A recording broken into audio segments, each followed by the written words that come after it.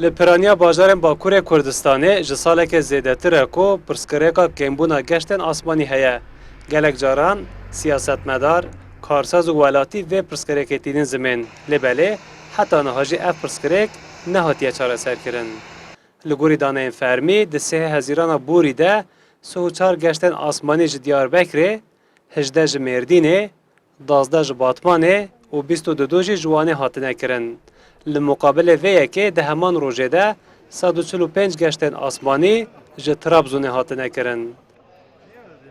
Radarên Odeya Bazirganî û Pîşesazî ya Diyarbekirê dibêjin ji daneyan jî diyar e ku ferq û cudahiyê têxin nav bajaran û didin zanîn ku herî zêde karsaz mexdûr dibin û ew nikarin di dema pêwîst de biçin Enqere an Stenbolê. Sorun bu kadar büyük bir sorun olmasına rağmen Kembûna geştên asmanî pirsgirêkeke gelek mezin e. Lê belê rayedarên rêhewaya Tirkiyeyê derbarê vê pirsgirêkê de hiç tiştekê nabêjin. Karsaz û welatî gelek mexdûr dibin.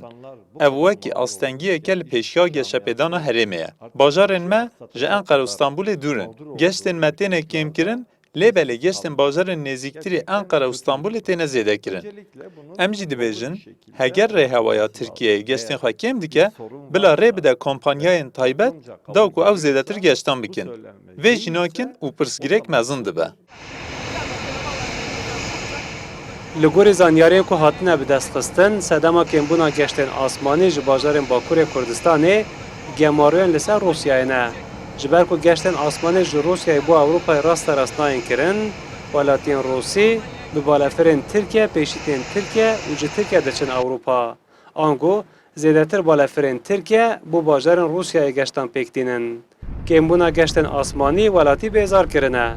Welatî dibêjin dema ku bilêdên balafiran peyda nakin, neçar dibin ku zêdetirî 20 demjimêran rêwîtiyê bikin.